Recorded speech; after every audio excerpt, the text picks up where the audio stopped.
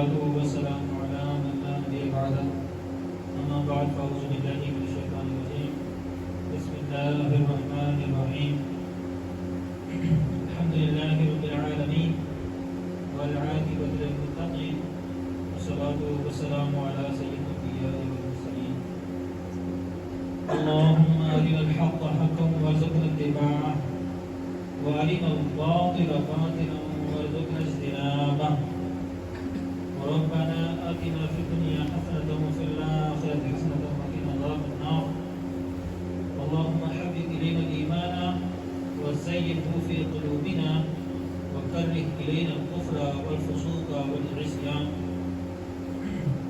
قال الله تبارك وتعالى في كلامه المجيد والفرقان الحميد في شان حبيبه مخبرا وعامرا إن الله وملائكته يصلون على النبي يا أيها الذين آمنوا صلوا عليه وسلموا تسليما. ایک بار آقا کریم رؤوف رحیم صلی اللہ علیہ وسلم کی بارگاہ میں محبت و عقیدت کے ساتھ اور قبولیت کے یقین کے ساتھ درود و سلام کا نذرانہ پیش فرما دیجیے. اللهم صل على سيدنا ومولانا محمد وبارك وسلم صلاة وسلام على سید الانبیاء والمرسلین. سامعین اکرامی، حاضرین محترم اور معزز ناظرین، آج انشاءاللہ عز و جل ہم اپنے جمعۃ المبارک کے خطبہ میں خاموش رہنے کے وسائل اور خاموشی کیسے اختیار کی جائے، خاموش رہنے کی عادت کیسے اپنائی جائے، انشاءاللہ عز و جل اس حوالے سے کچھ سیکھیں گے، سمجھیں گے اور دیکھیں گے کہ کریم آقا مکی مدنی مصطفیٰ صلی اللہ تعالی علیہ وسلم اس حوالے سے بھی کیا ہماری رہنمائی کرتے ہیں. یاد رکھیں کہ علم کے حصول کے لیے بھی ہمارا خاموشی سے سننا یا کسی بھی معاملے کی تفہیم کے لیے ہمارا خاموش رہنا، توجہ کے ساتھ سماعت کرنا، یہ بڑا معنی رکھتا ہے. عزیز دوستو، پیارے کریم آقا صلی اللہ علیہ وسلم کی بڑی پیاری حدیث صبح میرے مطالعے سے گزر رہی تھی، تو اسی کی ہم اسی کے فیض سے اور اسی کی برکت سے ہم آج اپنی اس ہفتہ وار تقریر کا آغاز کرتے ہیں. اس حدیث کے راوی سیدنا معاذ بن جبل رضی اللہ تعالیٰ عنہ ہیں. فرماتے ہیں کہ غزوہ تبوک میں کرن فرمانے والے رسول صلی اللہ علیہ وسلم کے ساتھ میں جا رہا تھا. میں نے پیارے پیارے آقا صلی اللہ علیہ وسلم کو تنہائی میں دیکھا، اکیلا دیکھا، تو اس چانس کو غنیمت جانا، اس موقع کو فائدہ اٹھانے کے لیے اپنے لیے مفید سمجھا اور اپنی اونٹنی کو آپ صلی اللہ علیہ وسلم کی دوڑا دیا، ان کی جانب دوڑا دیا، حتیٰ کہ کریم آقا صلی اللہ علیہ وسلم کے ساتھ ساتھ چلنا لگا. میں نے عرض کی یا رسول اللہ صلی اللہ علیہ وسلم، مجھے ایسا عمل سکھائیے جو مجھے جنت میں داخل کر، مجھے وہ پریکٹیکل کام بتائیں جو میرے جنت میں داخلے کا سبب بن جائے. ارشاد فرمایا تم نے بہت بڑی بات پوچھی. کریم آقا صلی اللہ علیہ وسلم نے جواب دیا کہ بہت بڑی بات تم نے آج مجھ سے سوالات پوچھی ہے، یقیناً یہ اسی کے لیے آسان ہے جس پر اللہ تعالیٰ پاک اسے آسان ہے. یعنی وہ عمل جس کے ذریعے سے جنت میں داخل ممکن ہو جائے. تو یہ بات تو بہت بڑی ہے نا. اور آقا صلی اللہ علیہ وسلم نے یہ بھی بتایا کہ یہ اسی کے لیے آسان ہے جس کے لیے اللہ تعالیٰ کے ذات آسان ہے. پھر فرمایا اللہ تعالیٰ کی بندگی میں کسی کو شریک نہ کرو. بیس جنت میں داخل ہونے کی بیس کیا ہے کہ اللہ کی بندگی میں کسی کو شریک نہ کرو. یعنی جب اللہ تعالیٰ کی عبادت کرنے لگو تو ریاکاری کو بھی اپنے دل سے نکال دو اور بدنیتی کو بھی اپنے دل سے نکال دو. اس کے ساتھ ساتھ ہر اس عیب سے اپنے آپ کو پاک کر کے نا عبادت کی طرف آؤ جو اللہ تعالیٰ کی وحدانیت کے اقرار میں پاؤ. تو کریم آقا صلی اللہ تعالیٰ علیہ وسلم نے پہلا ارشاد فرمایا کہ اللہ تعالیٰ کی بندگی میں کسی کو شریک نہ بناؤ. فرض نماز پڑھو. جنت میں داخل ہونے کے اعمال بتائے جا رہے ہیں کہ جنت میں کیسے داخل ہونا ہے. دوسری بات کیا بتائی کہ فرض نماز پڑھو. اور کریم آقا صلی اللہ تعالیٰ علیہ وسلم نے پھر فرمایا کہ فرض کی زکوٰۃ ادا کرو. وہ زکوٰۃ دو جو تم پہ لازم کی گئی ہے. لازم تو اسی پہ ہوگی نا جس کے پاس نصاب ہے, جس کے پاس ایکسٹرا اس کے ضروریات اصلیہ سے بڑھ کر اس کے پاس مال ہے تو زکوٰۃ ادا کرنا اس پہ فرض ہو جائے گی. اللہ کی بندگی میں کسی کو شریک نہ کرو. اور پھر فرمایا اللہ تعالیٰ کی طرف سے فرض کردہ نمازیں ادا کرو اور اللہ کی زکوٰۃ دو. پیارے کریم آقا صلی اللہ علیہ وسلم نے پھر فرمایا کہ رمضان کے روزے. اس کے بعد ہم آگے بڑھیں. معاذ بن جبل فرماتے ہیں ہم آگے چلتے گئے تو پیارے آقا صلی اللہ تعالیٰ علیہ وسلم نے ارشاد فرمایا اگر تم چاہو تو میں تمہیں بھائی کے دروازے کے بارے میں بھی گائیڈ کر سکتا ہوں. بھائی کا دروازہ کیا ہے, خیر کا ڈور کیا ہے, اس کے بارے میں بھی میں بتاؤں. معاذ بن جبل رضی اللہ تعالیٰ عنہ معاذ بن جبل رضی اللہ تعالیٰ عنہ آقا علیہ السلام کی باتیں بڑے مزے سے سن رہے تھے. کتنے خوش نصیب تھے کہ دوڑ کے ساتھ چلے جا رہے تھے کہ آقا علیہ السلام کی واعظ و نصیحت سے اپنے دلوں کو نور سے میں روشن کروں. آپ نے پھر خود ہی فرما دیا کہ خیر کا جو دروازہ ہے, فرمایا روزہ ڈھال ہے. روزہ کیا ہے؟ ڈھال ہے. کہ دیکھو روزہ جو روزہ دار ہوتا ہے نا تو وہ پھر بے شمار گناہوں سے بچ جاتا ہے. ایٹومیٹکلی وہ گناہوں سے بچ جاتا ہے. وہ کہتا ہے یار فلاں گناہ بھی نہیں کرنا. کیوں؟ روزہ رکھا ہوا ہے. بدکاری کا من کر رہا ہے تو یاد آتا ہے کہ میں نے تو روزہ رکھا ہوا ہے. معاذ اللہ. زبان سے قسم بیانی ہو رہی ہے, بدتمیزی ہونے والی ہے, کہتا ہے یار نہ مجھے چھیڑ دینا تو روزہ ہے. تو کتنے گناہوں سے روزہ بچا رہا ہوتا ہے. تو آقا علیہ السلام نے فرمایا کہ روزہ ڈھال ہے, صدقہ گناہوں کو مٹانے والا ہے. اور درمیانی رات میں آدمی کا نماز پڑھنا یہ بھی کیا ہے؟ خیر کے دروازے کھولنے کے لیے. پھر آقا علیہ السلام نے فرمایا ایک آیت پڑھی قرآن کی, فرمایا تتجافى جنوبهم عن المضاجع, کہ ان کی کروٹیں جدا ہوتی ہیں خوابگاہوں سے, ان کے بستروں سے ان کی کروٹیں جدا ہوتی ہیں, یعنی کہ ساری رات وہ جاگتے رہتے. خیر کے دروازے کے لیے کون سی چیزیں گائیڈ کی آپ علیہ السلام نے معاذ بن جبل رضی اللہ تعالیٰ عنہ کو کہ اگر چاہتے ہو تم پہ خیر کا دروازہ کھول جائے, پہلا کام کیا کرو؟ روزہ ڈھال ہے, یہ بنا لو. دوسرا کام کیا کرو؟ صدقہ دو. کیوں؟ صدقہ گناہوں کو مٹانے والا ہے. تیسرا فرمایا آدھی رات کا نماز پڑھنا, یہ بھی خیر کے دروازے کھولنے والا ہے. بات اپنے آپ سے جوڑ لیتے ہیں. معاذ بن جبل سے آقا علیہ السلام فرما رہے ہیں اپنے آپ سے جوڑتے ہیں کہ ہم اگر خیر کے دروازے کو اپنے آپ پہ کھلوانا چاہتے ہیں, ہم چاہتے ہیں کہ اللہ کی ذات ہمارے لیے خیر کے دروازے کھول دے, کرم کرے, تو سوچیں کہ ہم روزوں کے کتنے پابند ہیں. خالی رمضان کے روزے رکھتے ہیں یا اس کے علاوہ بھی ہمیں روزہ رکھنے کا موقع ملتا ہے. مثلا ہر مہینے کی 13, 14, 15 اور چاند کی جو رات ہوتی ہے, منگلوار سماج والے دن کا روزہ ہوتا ہے. اس کے علاوہ محرم اور حرام کے پہلے 10 دنوں کے روزے ہو گئے. اسی طرح 9 ذی الحجہ کا روزہ ہو گیا, 27ویں رجب کا روزہ ہو گیا. ماشاءاللہ اب رجب کا مہینہ بھی شروع ہو چکا ہے, اس کے الگ برکات ہیں. 27ویں رجب کا بھی روزہ ہو گیا, رجب کے مہینے کے روزے ہو گئے, شعبان کے روزے ہو گئے. تو ہم کتنا اہتمام کرتے ہیں روزوں کا کہ ہم چاہتے ہیں کہ اللہ ہمارے لیے خیر کے دروازے کھول دے. پہلا کام آقا علیہ السلام نے فرمایا کہ روزہ ڈال.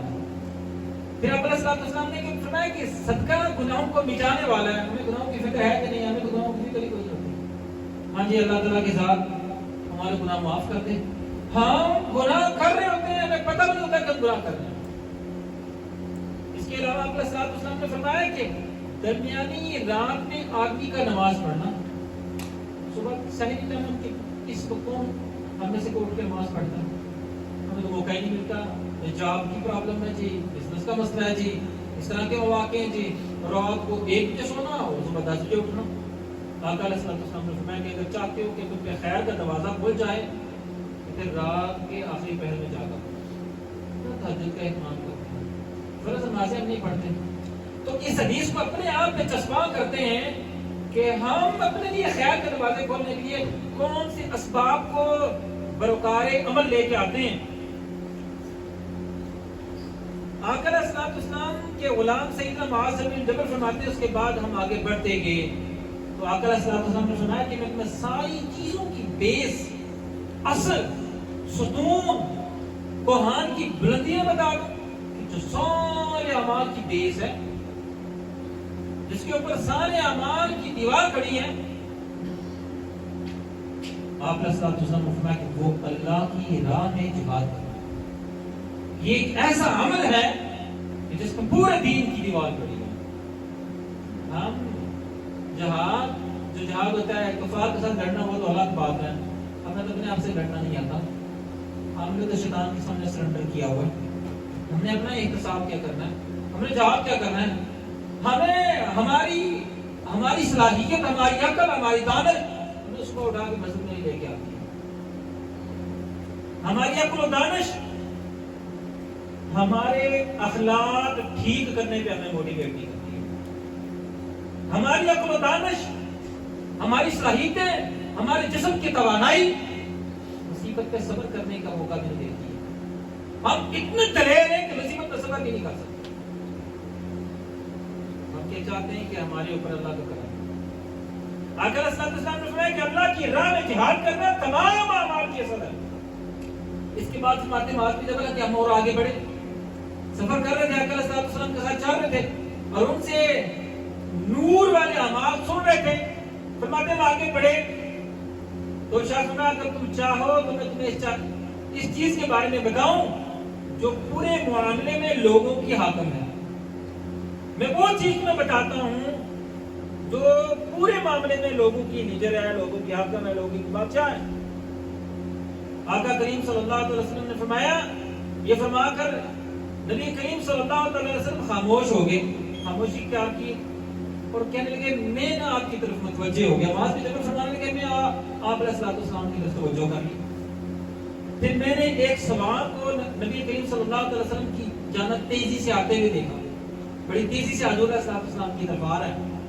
مجھے خوف لاحق ہوا، مجھے ڈر لگا کہ وہ یہاں آ کر نبی کریم صلی اللہ علیہ وسلم کی توجہ میرے سے پھیر نہ دے، کہ میں آپ کو آقا صلی اللہ علیہ وسلم سے گفتگو کر رہا ہوں، وہ بھی آ رہا ہے، ایسا نہ ہو کہ وہ بھی باتیں کرنا شروع ہو جائے، میری توجہ آقا علیہ السلام سے پھیر نہ دے۔ اتنے میں آقا علیہ السلام نے اپنی زبان اور منہ کی طرف اشارہ کیا اور فرمایا کہ یار اپنی زبان کی طرف اشارہ کیا۔ میں نے عرض کیا یا رسول اللہ صلی اللہ علیہ وسلم، جو کلام کرتے ہیں کہ اس کے بارے میں بھی پوچھا جائے گا، جو ہم گفتگو کرتے ہیں اس کے بارے میں بھی ہم سے پوچھا جائے گا؟ تو نبی کریم صلی اللہ علیہ وسلم نے فرمایا معاذ بن جبل، تمہیں تمہاری مار ہوئے جو تم کرتے ہو وہ تمہارے حق میں ہوتا ہے یا تمہارے خلاف ہوتا ہے؟ لوگوں کو منہ کے بال جہنم میں گرانے والی ان کے منہ سے نکلی ہوئی باتیں ہی تو ہیں کہ لوگوں کو جہنم میں جو گرائیں گی وہ منہ سے نکلی ہوئی باتیں ہی تو ہیں۔ زبان کا فتنہ بہت بڑا ہے۔ تو میرے عزیز دوستو، بات چلی تھی کہ ہم زبان کے حوالے سے اپنے آپ کو کتنا سنبھال کے استعمال کرتے ہیں، ہماری گفتگو کے اندر کتنی نفاست اور ستھرائی ہوتی ہے۔ یہ ایک بہت بڑا ہمارے اوپر سوال ہے، ہمیں پوچھنا چاہیے اپنے آپ سے کہ پورا دن گزر جاتا ہے، ہم نے کتنی بار بدتمیزی کی ہے، ہم نے کتنی بار خوش اخلاقی اختیار کی ہے، ہم نے کتنی بار سوچ کے بولا ہے، ہم نے کتنی بار سمجھ کر گفتگو کی ہے، ہم نے کتنی بار اپنا کلام بہترین طریقے سے کیا ہے۔ ہمیں تو معلوم ہی نہیں ہوتا کہ ہم جو باتیں کر رہے ہیں وہ کرنے والی بھی ہیں کہ نہیں ہیں۔ کچھ فضول سوال جو ہم کرتے ہیں وہ آپ کے گوشت گزار کرتے ہیں جو انتہائی فضول ہیں، ہمیں وہ نہیں کرنا چاہیے۔ آپ اجازت کے ساتھ آپ کا اگر بیٹھنا اٹھنا تو آپ کو معلوم ہو جائے گا۔ ہم اکثر پوچھ رہے ہوتے ہیں کیا کام کرتے ہیں جی، ٹھیک ہے، ایک سوال پوچھتے ہیں बेचारा हो सकता है वो पार्क पर कार बैठा हो, या हो सकता है कोई ऐसा काम कर रहा हो जो बताना ना चाहता हो। क्या काम करते हो जी? तनख्वाह कितनी है जी? पूछते हैं तनख्वाह कितनी है? 200 जी 900 यूरो है, 1000 यूरो, 1200 यूरो है, ये वेला। हो सकता है उस बेचारे की तनख्वाह 2000 हो तो आपको बताना ना चाहता हो, कि मैं तो 1000 यूरो तनख्वाह। सवाल तो आपके ऊपर जबान इस्तेमाल ना की अच्छे तरीके से, सोच के ना बोला, खामोश ना रह गए, मुसीबत में डाल दिया। किसके बेटे हो जी?